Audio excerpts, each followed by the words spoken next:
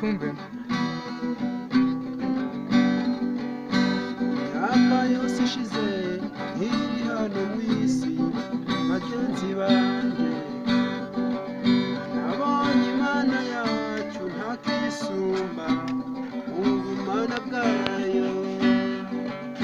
Iyo tuyishimwe imitima yacu irarikwiriye, abemera kibakunda nimumfashe tuyitambe. Gitari ni uko ku bushakashatsi twamaze nakoze mu bantu twagiye tuganira babonye nyifite, bavuze ko mu Rwanda udashobora kuyibona hasi ya miliyoni imwe n'igice. Gitari mu iyi gitari hari n'umucuruzi ucuruza ibyuma wambwiye ngo muzamwohereza ifoto y'iyi gitari arebe ko yareba aho ku ruganda ruzikora noneho ayishake ngo wari uyikeneye. Ese mu Rwanda kugira ngo uyibone bishobora kuba bitoroshye, kuko nkurikije ku makuru ngenda mbura n'abantu nyine bakambwira.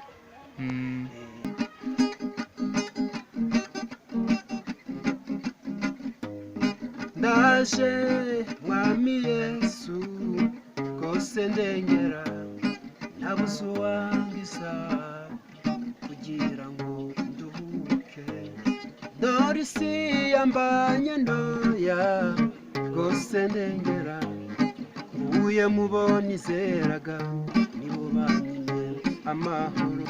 Inshuti nakunze nizo simbemukiye, none rwose njye nabuze aho ngana. Mwami Yesu ndaje, mwami wanjye Yesu rwose umbere ubuhungiro. Ndaje mwami wanjye Yesu rwose umbere muziki. Nibwo ndangije imyaka 24 mu muzika. No kuvuga ngo inda yasamwe ndi gutangira kwiga gucuranga ubu ngubu washingiwe abyaye rimwe cyangwa se kabiri. Umwana wavutse icyo gihe yarashatse. Mbo hari ubukungu bugaragara inyuma n'ubukungu bugaragara ku mutima. Ikindi kandi ubukungu bw'ikintu bukugeraho vuba bijyanye n'ahantu uri gukorera. Mu by'ukuri gukorera umuzika mu cyaro ni ibintu bitoroshye bigoye, kugira ngo uguteze imbere birakomeye. Ni nk'uko wafata amakara ukayakura mu mugi ukajyana mu ishyamba, kandi amakara ava mu ishyamba ajya gucururizwa mu mugi.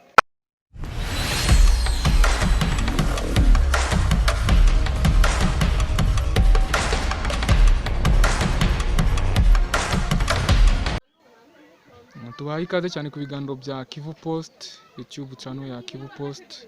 Njye ubaye ikaze ku biganiro ni ukabuka buza bakwa rwemera tabaro utaratatse muri rusutse na rutinya itatetera imvire twatiye abahunde.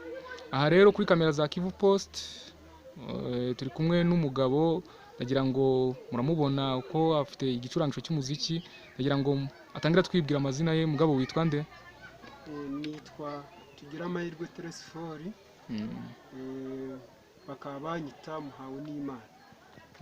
Murakoze cyane muhawe n'Imana. Turakubona ufite gitari mu ntoki se, icyo ni igicurangisho sanzwe ukizi, uzi kugicurangisha cyangwa gifata by'amafiyeri gusa? Nsanzwe ngizi, nzi kugicuranga, ntabwo ari kubifata by'amafiyeri, ngifiteho ubumenyi mu bijyanye no kugikoresha. Ubundi gitari bavuga ziri amoko. Iyo gitari ni ubuhe bwoko? Ni yitwa basse na acoustique? Ni sinzi kuntu wowe iyo gitari bayita iki? Iyi gitari bayita acoustique. Niyo kwifashisha mu rwego rwo kubashaka kwiga cyangwa se kubakora umuzika ari bonyine, nk'abakunda gukoresha ibyo bita accord majeur.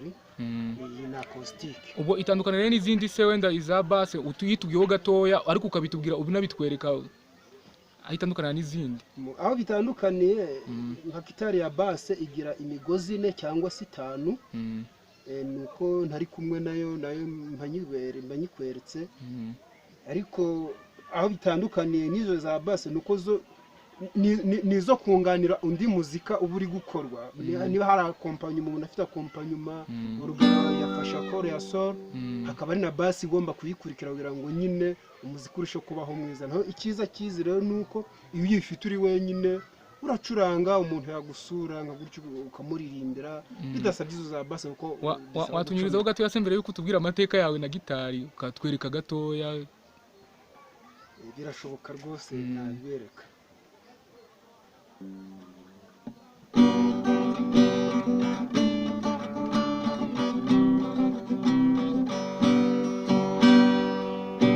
imyaka yose ishize nkiri hano mu isi bagenzi banjye nabonye Imana yacu ntakisumba mu bumana bwayo niyo dutuye ishimwe imitima yacu irarikwiriye abemera kibakunda nimumfashe tuyitambire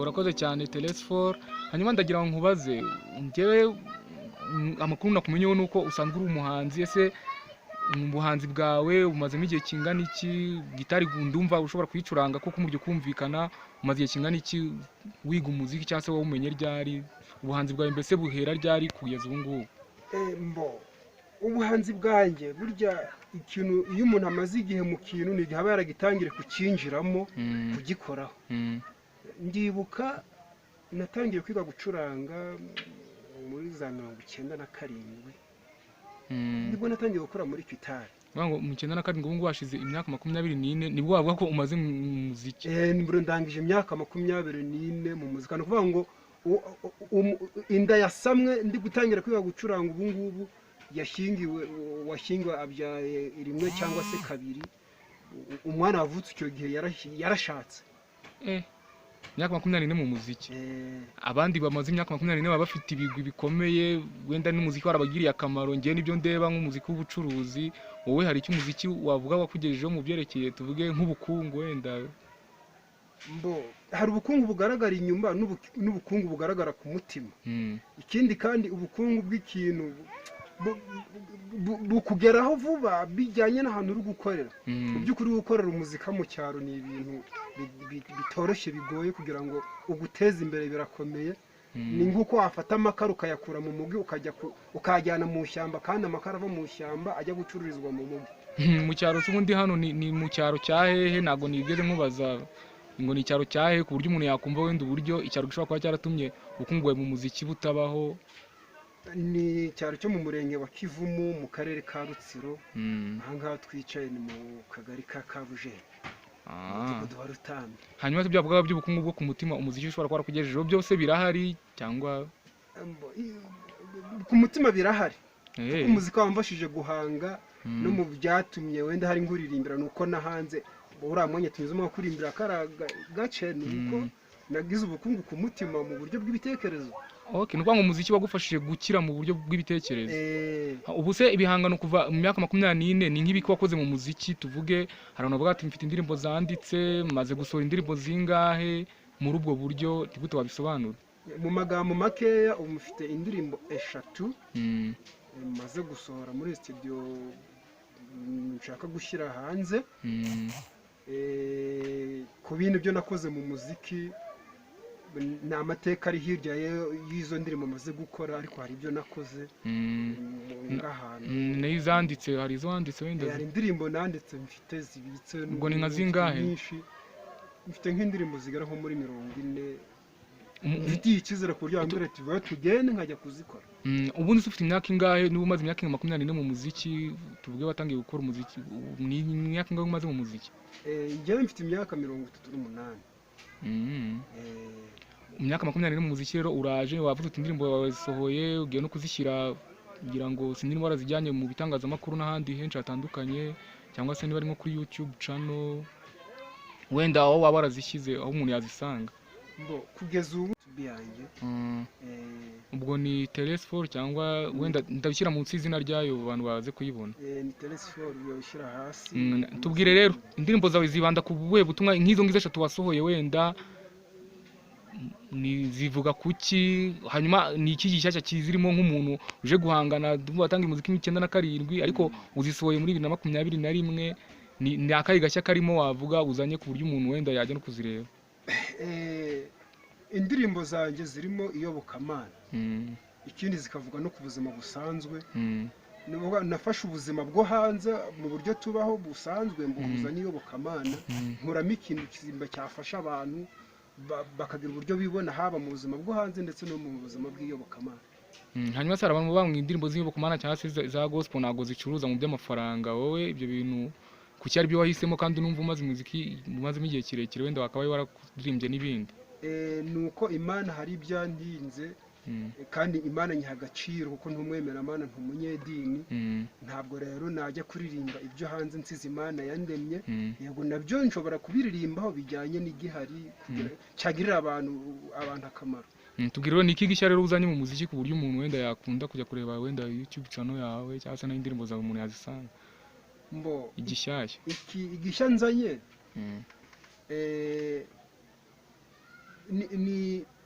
ni ikintu gishobora kuba cyafasha umuntu. Igishya nzanye nta gishya gihari gikomeye cyane, ahubwo nje kunganira abari basanzwe bahari. Nanjye nari nsanzwe ngora nubwo nari ntaragaragara, ariko ubu aho ntangiye kugaragarira nuko muri gahunda yo gukora umuzika wanjye nja kwerekana ko umuzika no gucuranga hanze bishoboka, ku buryo umuntu yagenda agacuranga hari abacuranzi bari kumufasha mu ndirimbo ze, kuko umuzika wanjye ntabwo ari wo gukora ngo ni amadisikete, ahubwo ni umuzika nshobora kuzana ngawucuranga n'imbere y'abantu kugira ngo ntange umusanzu nanjye nerekana abandi bahanzi ko hari icyo nzanye cyo gukora umuzika nyine nk'uko n'abandi nabo bari gukora, ko buri wese afite uburyo akora umuzika we.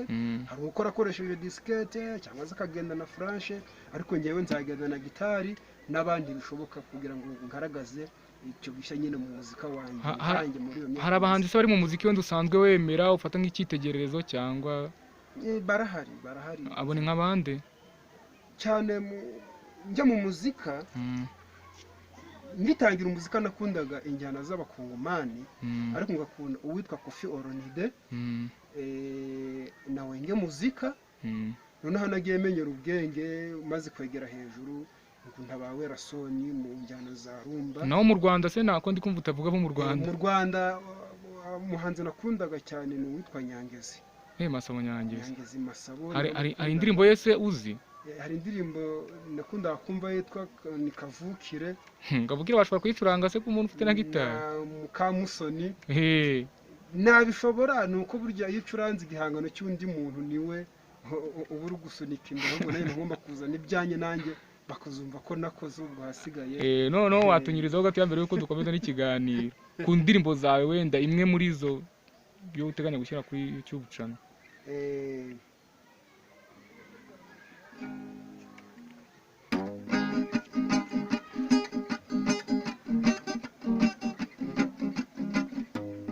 Ndaje mwami Yesu kose ndengera nabuze uwangisa kugira ngo nduhuke, dore isi yambanye ntoya kose ndengera nguye mubona izeraga nibo banyine amahoro. Inshuti nakunze nizo simbemukiye, none rwose njye nabuze aho ngana. Mwami Yesu ndaje, mwami wanjye Yesu rwose umbere ubuhungiro. Ndaje mwami wanjye Yesu rwose umbere. Urakoze cyane. Iyo ni yitwa irihe zina wenda? Ndaje mwami Yesu umbere ubuhungiro. Niko yitwa ku buryo umuntu agiye kumukisha kuri YouTube yayibona? Umbere ubuhungiro. Yitwa umbere ubuhungiro. Umbere ubuhungiro by TELESPHORE. hanyuma se muri uyu muziki wawe mbere yuko wenda ujya muri studio ugasohora indirimbo, hari ibindi bikorwa wigeze ukora mu muziki, tuvuge nk'ibitaramo cyangwa se n'ibindi bintu wenda bitandukanye abantu bakora mu muziki ku buryo abantu benshi baba bakuzi? nakoze ubushakashatsi kugira ngo ndebe ko nzashobora gucuranga imbere y'abantu. Nigeze kujya mu gitaramo uretse ko ntibuka amatariki ariko ari gushira nk'imyaka igera muri 7 mu gitaramo cyo muri AI ku baporoso kubazi muri Kabujenje, ku baporoso bahabitwa ku bitare. Njyayo ngiye gucuranga bigaragara neza rwose, bigaragara ko bishobora gutanga umusaruro. Ubwo rero muri iyo myaka nari maze niho nakomeza kugorora ibintu byanjye bugandika ngeraho mbyerekeza, kuko nabonaga ko bishobora kuzagira icyo bitanga, n'amakuru nakoraga mu bantu yuko babonye ko ibintu byari bimeze. Mbese nibyo byatumye ngira umwete wo gukomeza gukora, bigeza no kuri uyu munsi wo ngiye gushyira izo ndirimbo zanjye ku ruhando mpuzamahanga. Iyo gitari ariko wambwiye ngo hari ukuntu ngidasanzwe ngo ngihenda, ngigura amafaranga angahe niba ubizi? Iyi gitari ni uko ku bushakashatsi twamaze nakoze mu bantu twagiye tuganira babonye nyifite, bavuze ko mu Rwanda udashobora kuyibona hasi ya $1,500,000 gitari imwe. Iyi gitari hari n'umucuruzi ucuruza ibyuma wambwiye ngo nzamwoherereza ifoto y'iyi gitari arebe ko yareba aho ku ruganda ruzikora, noneho ayishake ngo wari uyikeneye. Ese mu Rwanda kugira ngo uyibone bishobora kuba bitoroshye, kuko nkurikije ku makuru ngenda mbura n'abantu nyine bakambwiraho. Ubundi se gitari wowe ninde wakwigishije gucuranga? Twumva hano mu Rwanda hari amashuri, hari umuntu basanzwe akwigishije gucuranga ku buryo umaze imyaka 24 uri mu muziki. Ngitangira